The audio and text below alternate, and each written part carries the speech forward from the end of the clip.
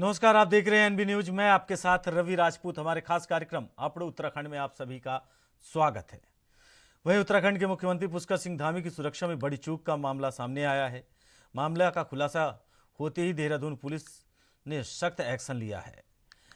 SSP ने सख्ती दिखाते हुए इंस्पेक्टर को सस्पेंड करने के लिए तुरंत आदेश जारी कर दिए हैं। आपको बता दें कि देहरादून में सीएम धामी की फ्लीट रास्ता भटक गई थी। शुक्रवार देर रात इस विश्वविद्यालय में मुख्यमंत्री धामी को इगास के कार्यक्रम में बतौर मुख्यमंत्री शामिल होना था। पुलिस ने देहरादून की रिस्पना पुल ने नेहरू कॉलोनी थाने की फ्लीट में रिसीव किया, लेकिन यहां दून विश्वविद्यालय चौक पर फ्लीट दूसरे रास्ते पर चली गई। रास्ता भटकने की वजह से फ्लीट को वापस मुड़ना पड़ा। वहीं आपको बता दें कि लगातार उत्तराखंड के मुख्यमंत्री पुष्कर सिंह धामी ने सचिवालय में सभी विभागों में खाली पड़े पदों को भरने को लेकर बैठक की है, जिसमें मुख्यमंत्री ने सभी विभागों को 1 सप्ताह का और समय दिया है। जो भी अध्याचन भर्ती को लेकर किए जाने वाले उनकी प्रक्रिया पूरी करने के निर्देश दिए हैं। मुख्यमंत्री धामी का कहना है प्रदेश में वर्तमान में 30,000 के करीब पद सरकारी विभागों में खाली हैं, जिन्हें भरने की प्रक्रिया चल रही है। जिन विभागों ने अभी अध्याचन नहीं भेजे हैं, उन्हें अध्याचन भेजने के निर्देश भी दिए गए हैं। साथ ही मुख्यमंत्री का कहना है कि सरकारी नौकरियों के अलावा जो भी युवा स्किल डेवलपमेंट में संबंधित कोर्स किए हैं, उनके लिए रोजगार भर्ती मेले आयोजित करने के लिए निर्देश दिए गए हैं, ताकि उत्तराखंड के युवाओं को रोजगार के अवसर पैदा हो सके। डिटेल आपने मांगी सर? आज हमने सभी विभागों को बुलाया था। सभी विभागों के जो विभागाध्यक्ष थे, सचिव थे। पुराना एक डाटा है, लगभग 30,000 भर्तियां अभी होनी हैं। ऐसी 30,000 रिक्तियां अभी निकली हैं तत्कालिक रूप से। उन सभी पर हमने तत्काल भर्ती करने का निर्णय लिया है कि जल्दी से उसमें भर्ती प्रक्रिया में उनके अध्याचन निकाले जाएं। जो लोक सेवा आयोग को दिए जा सकते हैं, लोक सेवा आयोग को देंगे और उनसे जल्दी भर्ती प्रक्रिया करवाएंगे। और 1 हफ्ते के अंदर सारे विभाग अपने अपने जो है सारे काम पूरे कर लेंगे और इस प्रक्रिया को आगे बढ़ाएंगे। साथ ही जो हमारे उद्योग स्थापित हैं, हमारा स्किल डिपार्टमेंट, हमारा इंडस्ट्री डिपार्टमेंट, ये मिलकर भर्ती मेले भी आयोजित करेंगे। हमारा मिशन है कि पूरे उत्तराखंड के अंदर जितने भी पद, चाहे वो हमारे औद्योगिक संस्थानों में हैं या हमारे सरकारी विभागों में हैं, सब के सब भरे जाएंगे। आगे हम स्वरोजगार को लेकर भी बड़ा अभियान इसी तरह से चल। वहीं उत्तराखंड प्रदेश में भी अब मेडिकल शिक्षा की पढ़ाई हिंदी में हो सकेगी। अभी तक मेडिकल की पढ़ाई अंग्रेजी का एकाधिकार माना जाता था, लेकिन अब इससे हिंदी को भी शामिल किया गया है। इसे लेकर बीजेपी के मीडिया प्रभारी मनवीर चौहान ने भी सरकार की तारीफ की है। चौहान का कहना है कि कई छात्र ऐसे थे जो अंग्रेजी की वजह से मेडिकल की पढ़ाई नहीं कर पाते थे, लेकिन अब हिंदी में पढ़ाई होने की वजह से ज़्यादा छात्र मेडिकल की पढ़ाई कर सकेंगे।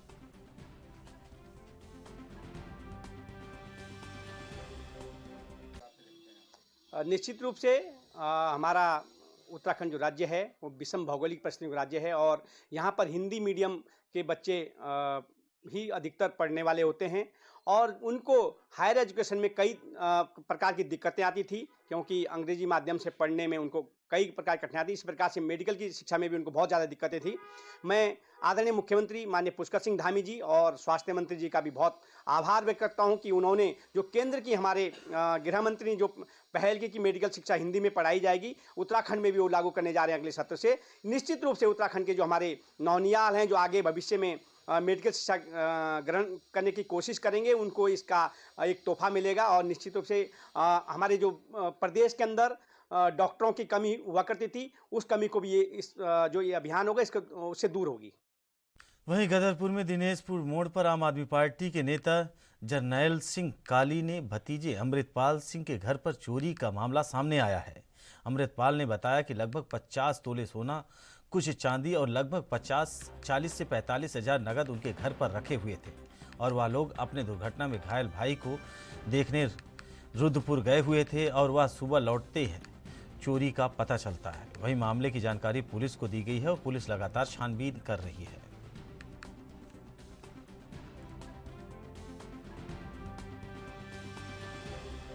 कि ऐसे वहाँ घर पे कोई था नहीं, सब हॉस्पिटल में थे, तो वहाँ ताले टूटे पड़े हैं। तो मैंने SHO को फ़ोन किया, वो आ गए और आके यहाँ देखा तो यहाँ जो भी इनके बच्चों के पास गोल्ड था, लड़की के मैके का भी था और यहाँ का भी था, जो भी 20-30 तोले था, मुझे इस चीज़ की पूरी जानकारी नहीं है, लेकिन बच्चे कह रहे हैं 30 तोले से ज़्यादा था। और कुछ कैश था, वो सब खंगाल के ले गए हैं, और कुछ कपड़ा लत्ता भी जो अच्छा था वो भी ले गए हैं।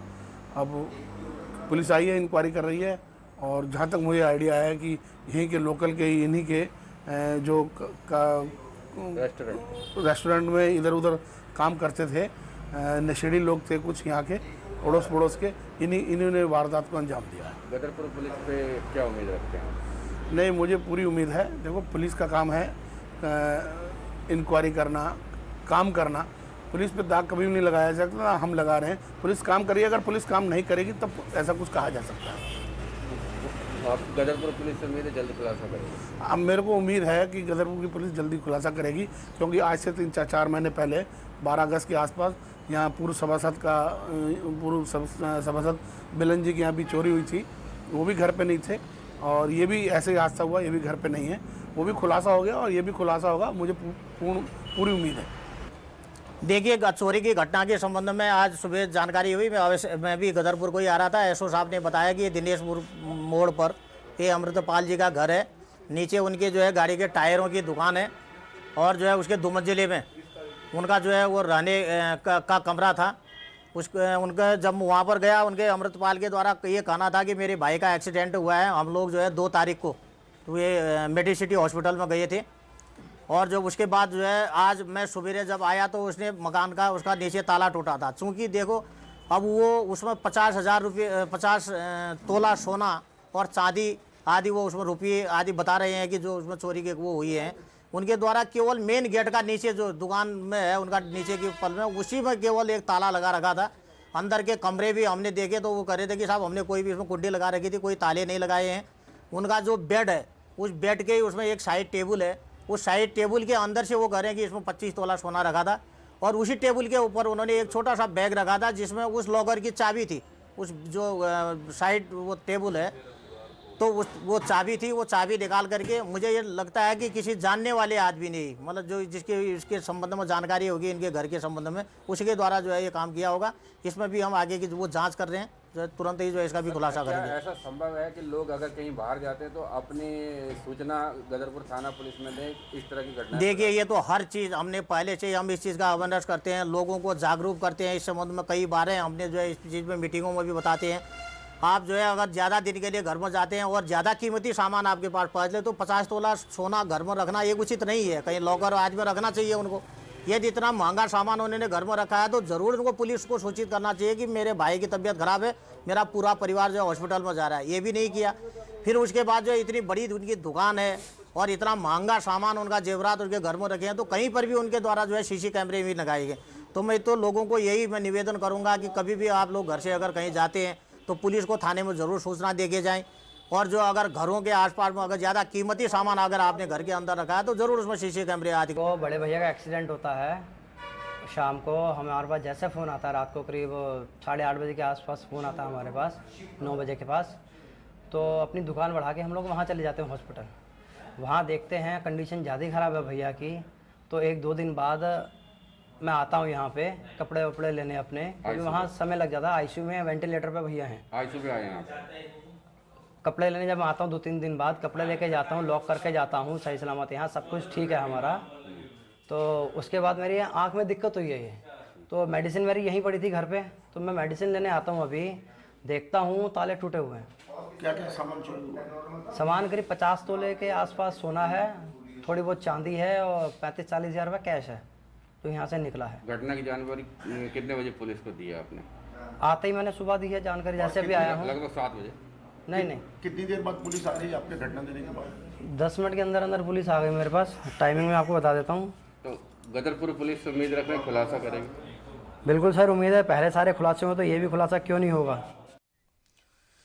वहीं उत्तराखंड में लंबे समय से घाटे में चल रहे परिवहन निगम के अब दिन बदलने लगे हैं। मंत्री चंद्र राम दास के प्रयासों के कारण अब परिवहन निगम घाटे से उबर रहा है। यही वजह है कि अब परिवहन विभाग में नई तकनीक के साथ नए प्रोजेक्ट शुरू किए जा रहे हैं। इसी कड़ी में परिवहन मंत्री चंदन राम दास ने परिवहन मुख्यालय के नए भवन का शिलान्यास किया और एक central command and control centre का उद्घाटन किया। बता दें कि अब पूरे प्रदेश में यहीं से सभी बसों की व्यवस्था पर नज़र रखी जाएगी, क्योंकि अब सभी बसों में लोकेशन ट्रैकिंग सिस्टम लगाया गया है और इसकी शुरुआत देहरादून से हो चुकी है। इससे सुरक्षा के लिहाज से अब परिवहन विभाग मजबूत होगा और बसों में यात्रा करना और ज़्यादा सुरक्षित होगा। आज परिवहन के क्षेत्र में एक बहुत बड़ी उपलब्धि आज हमारी हुई है। आज़ादी के अमृत महोत्सव और उत्तराखंड स्थापना दिवस के अवसर पर आज परिवहन निगम के कार्यालय में हमने जो परिवहन भवन है वहाँ पर परिवहन निगम के कार्यालय का भी हमने आज शिलान्यास किया है। और इगास के अवसर पर आज जो BLT जो एक डिवाइस हमने बनाई है, ऐप बनाया है, उसका भी हमने शुभारंभ किया है। मैं अपने परिवहन से जुड़े हुए सभी लोगों को, प्रदेशवासियों को बहुत बहुत बधाई, बहुत बहुत शुभकामनाएं देता हूं। हमारा लक्ष्य था कि परिवहन निगम के दोनों, परिवहन निगम और परिवहन विभाग को हम एक स्थान पर रखें। आज इसका हमने शुभारंभ कर दिया है और इसका विधिवत आज शिलान्यास हुआ है। लगभग 4.5 करोड़ रुपये से ये भवन का निर्माण हो रहा है और हम परिवहन निगम और परिवहन विभाग को एक स्थान पर रखने का जो हमने शुरुआत की थी उसकी आज शुरुआत हुई है। दूसरा, जो BLT जो ऐप हमने लॉन्च किया है, उससे प्रदेश में हमारे यहाँ की गाड़ी कौन से स्थान पर जा रही है, कितनी स्पीड पर जा रही है, उसमें कोई तकनीकी खराबी तो नहीं, ये सारी चीज़ें वो हमको क्लिक करके दर्शा देगा। उसका हमने आज यहाँ शुभारंभ विधिवत किया है, जो गाड़ियों की फिटनेस के लिए, दुर्घटनाओं को रोकने के लिए, स्पीड को कवर करने के लिए, ये सभी चीज़ों के लिए महत्वाकांक्षी योजना है। इसके लिए ये पूरे उत्तराखंड में, ये पूरे देश में उत्तराखंड पहला राज्य है जो ये इस डिवाइस के माध्यम से हमारा काम शुरू कर रहा है। आने वाले समय में हम परिवहन को और सशक्त रूप देंगे। आज मैंने वहां आह्वान भी किया। मैं अपने परिवहन से जुड़े हुए सभी कर्मचारियों का, अधिकारियों का, प्रदेशवासियों का आज इगास के पर्व पर ये जो शुभ काम हमने किया है उसके लिए बहुत बहुत बधाई, बहुत बहुत शुभकामनाएं देता हूँ। अगली खबर की ओर, जहां गैरसैंण में सत्र न कराए जाने को लेकर 3 विधायकों ने प्रदेश सरकार को एकाएक एक पत्र लिखा है, जिसमें कहा गया है कि सत्र देहरादून में ही आयोजित हो। पत्र में तर्क दिया गया है कि सर्दी का मौसम है, ऐसे में वहां निम्न वर्ग के कर्मचारी को दिक्कतों का सामना करना पड़ सकता है। बता दें कि पत्र लिखने वाले विधायक ना तो सत्ताधारी दल के हैं और ना ही मुख्य विपक्षी दल यानी कांग्रेस के। इनमें 2 विधायक निर्दलीय हैं, जबकि एक बसपा से है। उधर इस मामले पर कांग्रेस लगातार सरकार पर हमलावर है। कांग्रेस ने कहा है कि निर्दलीय और बसपा के विधायकों से जबरन पत्र लिखवाया जा रहा है और सूचना विभाग के तहत इसको बड़े पैमाने पर प्रचारित और प्रसारित किया जा रहा है, ताकि एक माहौल बनाया जा सके कि सरकार गैरसैंण विरोधी नहीं है और देहरादून में सत्र आयोजित हो सके।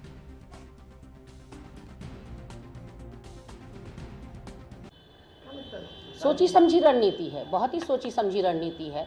आप देखिए कि ये 3 विधायक 70 विधायकों के सामने क्या इनका रेशियो और प्रोपोर्शन है।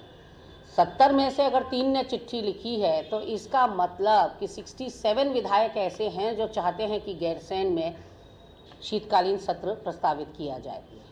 कहीं ना कहीं 2 मैदानी जिलों के विधायकों का पत्र लिखना, उसको सूचना विभाग के द्वारा प्रचारित प्रसारित करना और उसके बाद एक पहाड़ी विधायक यानी कि यमुनोत्री के निर्दलीय विधायक का पत्र लिखना या लिखवाया जाना कहीं ना कहीं एक रणनीति का हिस्सा दिखाई पड़ रहा है। और इसमें सूचना विभाग क्यों हस्तक्षेप कर रहा है ये समझ से परे है। हमारा उत्तराखंड राज्य एक पहाड़ी राज्य है, ये समझना होगा हर जनप्रतिनिधि को।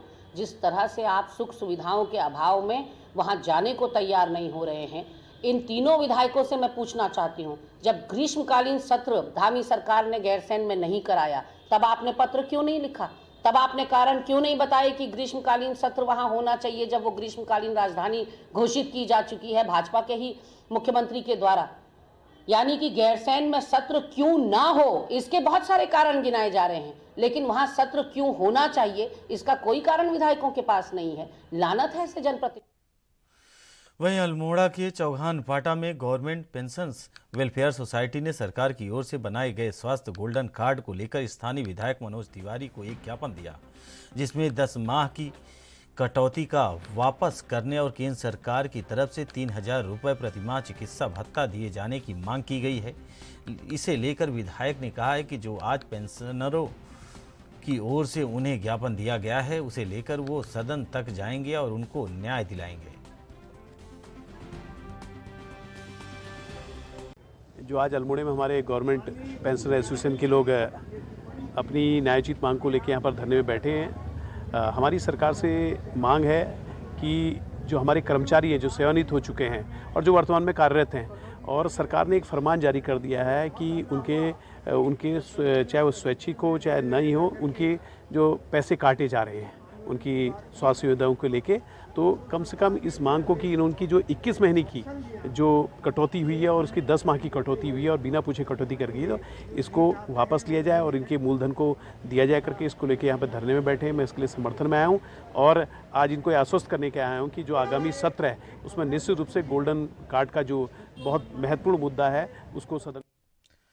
वहीं इगास बग्वाल का पर्व उत्तराखंड में बड़े ही धूमधाम से मनाया गया। वहीं देहरादून में भी इस पर्व की धूम देखने के लिए मिली।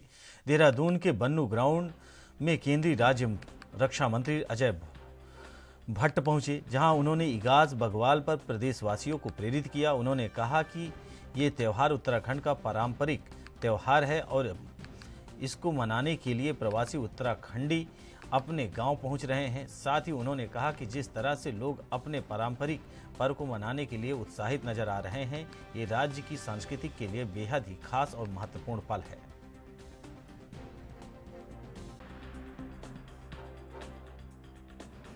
जहां पर भी जो उत्तराखंडी इस समय है, वहीं पर इगास बग्वाल मनाई जा रही है। कहीं पर बूढ़ी दिवाली और हमारे इस रीजन पे इगास करके हम लोग कहते हैं। इसकी किंवदंतियां सबको पता ही हैं। यहाँ माधो सिंह भंडारी जी से भी जुड़ी हुई हैं और भगवान राम जब अयोध्या आ रहे थे तो उसकी सूचना पर्वतीय क्षेत्रों में, कंदराओं में, दूर दराज क्षेत्रों में 11 दिन के बाद मिली, इसलिए तब भी खुशी मनाई जा रही है। ये इसके पीछे का कॉन्सेप्ट है कि हम हमेशा अंधेरे से उजाले की तरफ चलें, अंधकार से प्रकाश की तरफ चलें। प्रकाश का मतलब ज्ञान है। प्रभु जैसे ही अयोध्या में आए तो ज्ञान की नदियां बहने लगी। प्रभु जैसे ही अयोध्या की तरफ आए, अंधकार दूर होके प्रकाशमान हो गया, यानी कि हर तरफ से विकास संभव हो गया। फिलहाल आप उत्तराखंड में हमारे साथ इतना ही। बाकी खबरों से जुड़े रहने के लिए देखते रहिए एएनबी न्यूज़। नमस्कार।